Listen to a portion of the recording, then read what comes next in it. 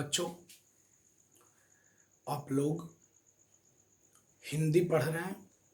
हिंदी में कुछ कहानियाँ जो है हो चुका है, उसके प्रश्न उत्तर भी आप लोग पढ़ चुके हैं।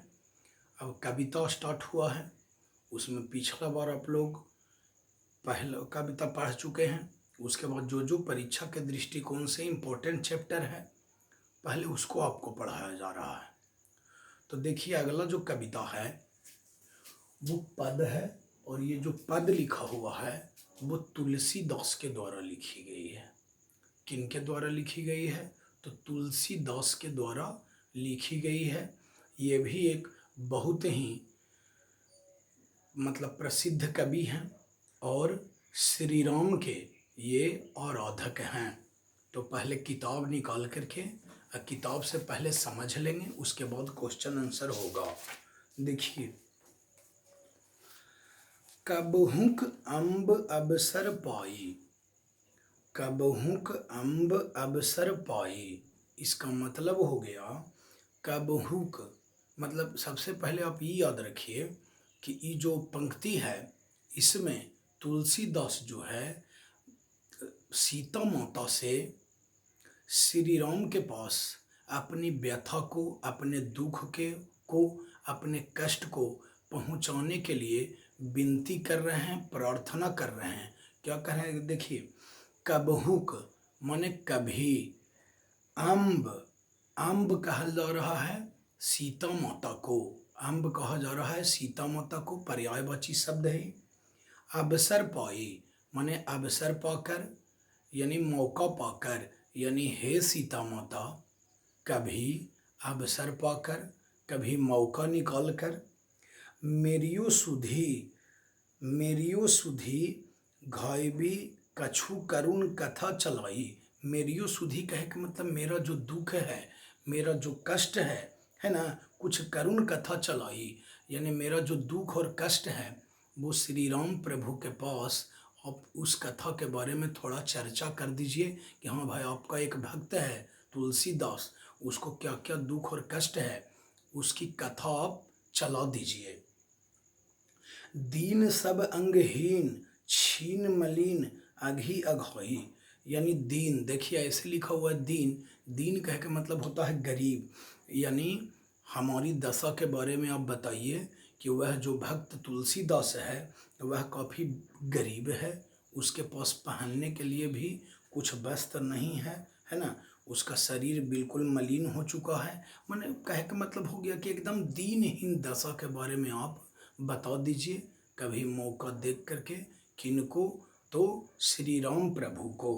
आगे, नाम लय भरे उदर एक प्रभु दासी दास कहाई, यानी कि मैं श्री राम का नाम ले करके ही अपने उदर को यानी पेट को भर रहा हूँ। यानी कहने का मतलब हो गया कि तुलसीदास सीता माता से यह कह रहे हैं कि अभी का माता, ऐसा हमारा स्थिति है कि सिर्फ भगवान का, यानी सिर्फ भगवान के नाम का ही भजन कीर्तन करके मैं अपनी उदर को, मैं अपने पेट को भर रहा हूँ, यानी मेरे पास खाने के लिए भी कोई चीज़ नहीं है।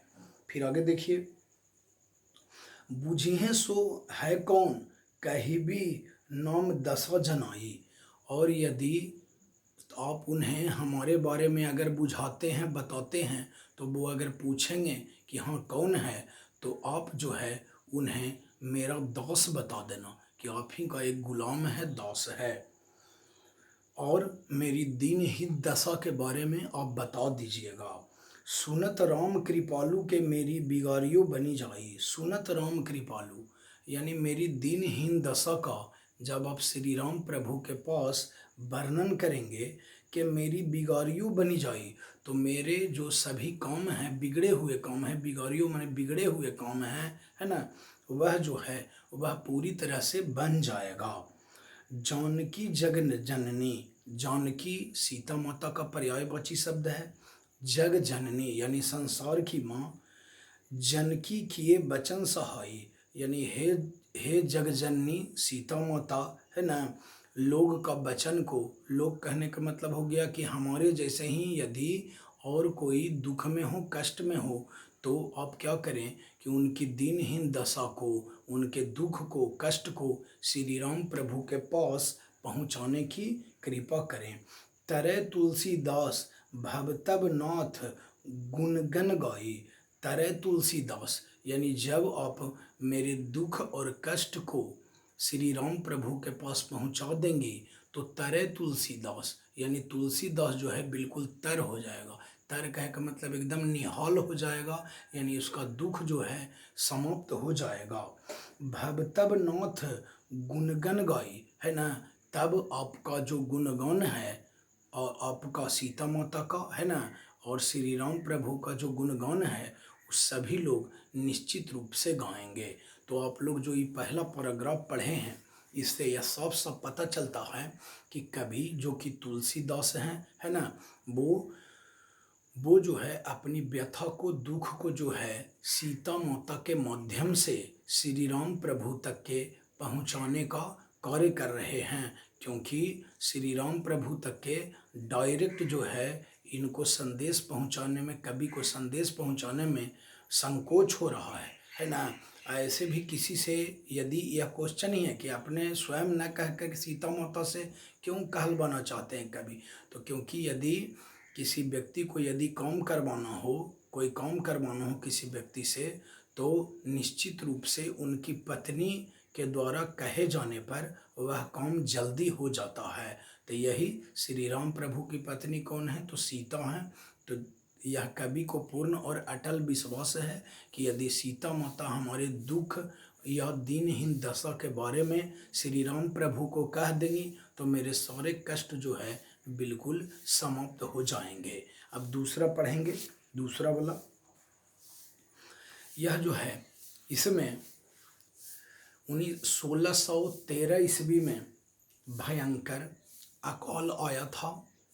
उस अकाल में आदमी आदमी को खाने के लिए तैयार था, यानी किसी भी व्यक्ति के पास कोई चीज़ खाने के लिए उपलब्ध नहीं था, कोई वस्तु नहीं थी उपलब्ध, है ना।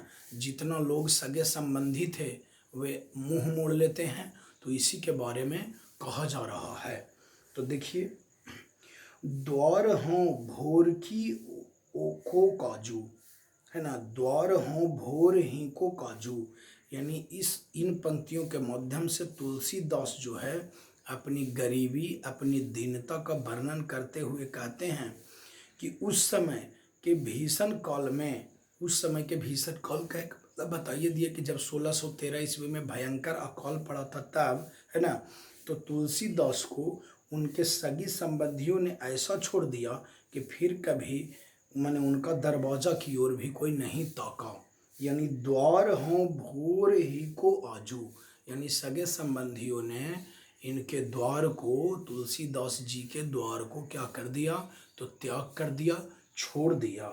रटत रिराहा आरी और ने कौर हिते काजू, यानी रटत रिहा आरी, यानी तुलसीदास जो है मदद के लिए रटते रहे, बार बार चिल्लाते रहे, लेकिन और ने कौरतित काजू, मतलब किसी पर इसका कोई प्रभाव नहीं पड़ा, यानी कोई किसी को मदद करने के लिए, यानी खास करके तुलसीदास की स्थिति अत्यंत ही दयनीय थी, तो इनकी मदद करने के लिए कोई आगे नहीं हुआ, हाथ कोई नहीं बढ़ाया।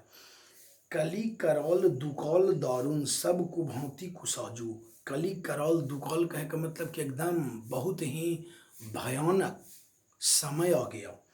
दारुण, दारुण कहे का मतलब एकदम डरावना। सब कुभांति कुजाजू मतलब सभी लोग जो है एकदम निष्ठुर हो गए, यानी मदद करने के लिए कोई उस कली काल में, उस भयंकर दुख और कष्ट के काल में कोई भी जो है एक दूसरे की मदद करना नहीं चाह रहा था।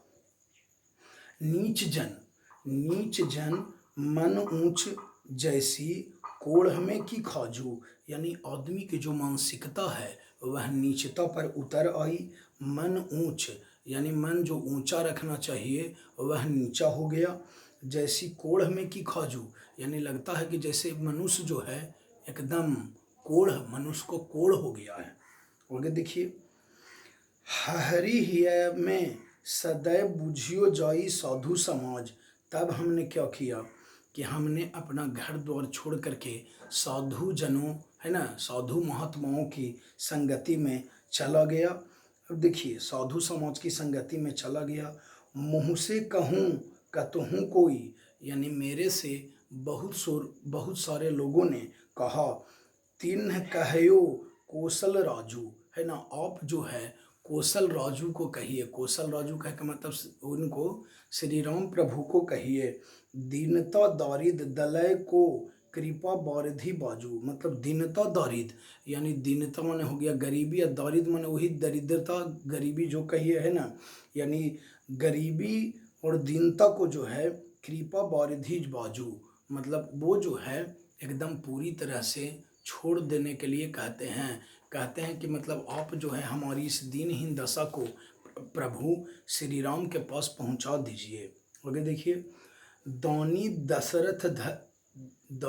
दशरथ राके तू तू बनैत सिर ताजू, यानी जो दशरथ के पुत्र हैं, अर्थात कहने का मतलब हो गया श्री राम जो हैं वो दानी हैं, है ना। तू बाइनत सिर ताजू, यानी हे सीता माता, आप जो है हमारे इस संदेश को दशरथ के पुत्र, यानी कहने का मतलब हो गया श्री राम के पास पहुंचा दें। जन्म को भूखो भिखारी हों गरीब निबाजू, मैं जन्म जन्म से भूखा और भिखारी हूँ, है ना, और गरीब हूँ, है ना। आप ऐसा दशा बता दीजिए उनको। पेट भरी तुलसी ही जेबाइयाँ भक्ति सुधा सुनाजू, माने तुलसीदास का भी जो पेट है वह कैसे भर रहा है, तो सिर्फ श्री राम प्रभु का नाम लेकर के ही भर रहा है। मेरे पास खाने के लिए कोई भी चीज़ उपलब्ध नहीं है। जितने सारे सगे संबंधी हैं वो विपत्ति की स्थिति में, इस भयानक माने अकाल की स्थिति में जो है कोई भी मदद करने के लिए तैयार नहीं है। सभी लोग जो है अपना अपना हाथ खींच चुके हैं। कोई मेरे दरवाजे की ओर देखना भी नहीं चाहता है। बस हो गया। अब क्वेश्चन नंबर 1 लिखिए इस चैप्टर में। लिखिए, किताब है तो पीछे उलट के देखिए, क्वेश्चन आंसर दिया हुआ है। लिखिए, कबहुक, किताब से देख के लिखिए, गलत नहीं होगा। कबहुक अम्ब अबसर पाई, कबहुक अम्ब अबसर पाई। देखिए, कबहुक ऐसे लिखाता है।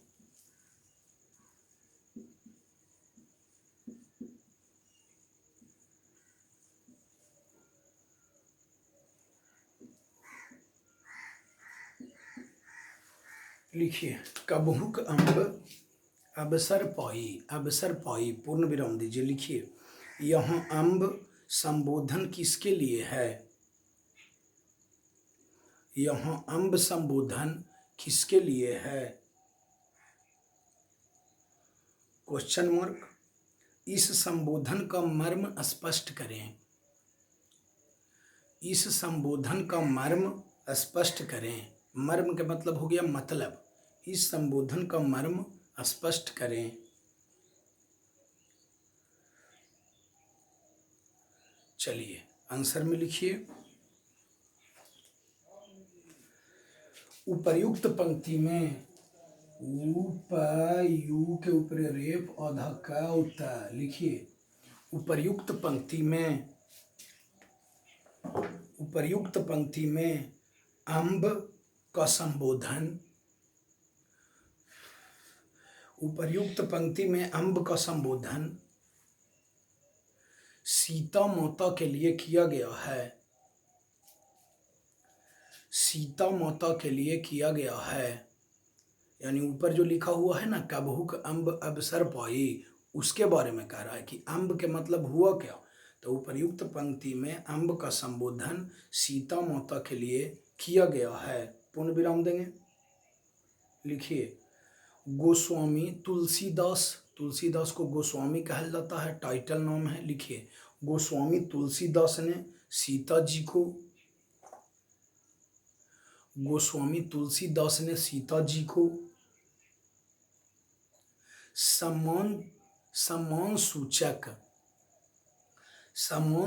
शब्द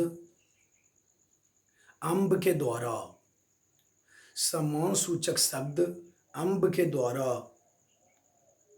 उनके प्रति सम्मान की भावना,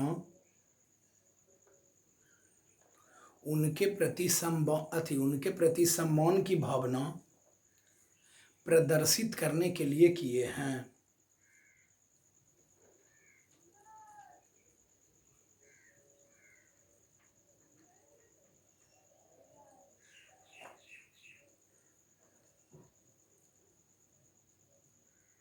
सम्मान की भावना प्रदर्शित करने के लिए किए हैं। पूर्ण विराम देंगे, हो गया। क्वेश्चन नंबर अगला लिखेंगे। लिखिए, पद में, चूंकि यूं तो हेडिंग लिखा हुआ है पदे है, तो लिखिए पद में तुलसीदास ने अपना परिचय किस प्रकार दिया है। पद में तुलसीदास ने अपना परिचय किस प्रकार दिया है? Question mark. चलिए आंसर में लिखिए, पद में तुलसीदास ने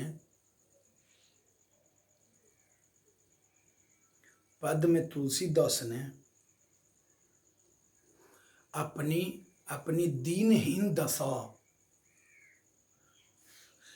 दीनहीन दशा, दीन लिखना है, द को दाहिना पट्टी से दीर्घई से उड़ाइए, दीनहीन दशा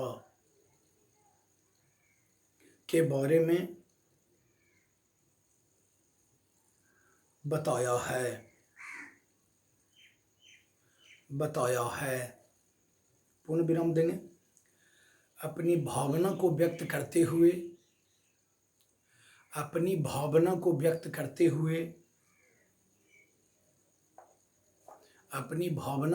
करते हुए वे कहते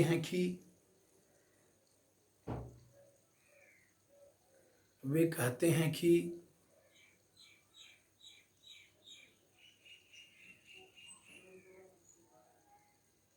वह गरीब, दुर्बल, मलिन तथा असहाय व्यक्ति हैं।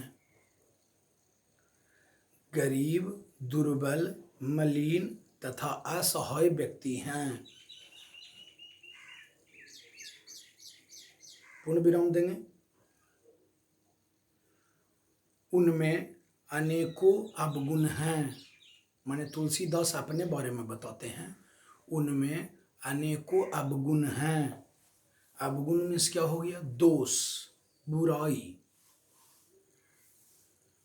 क्योंकि यहाँ बड़ाई तो नहीं न करना है। उनमें अनेकों अवगुण हैं।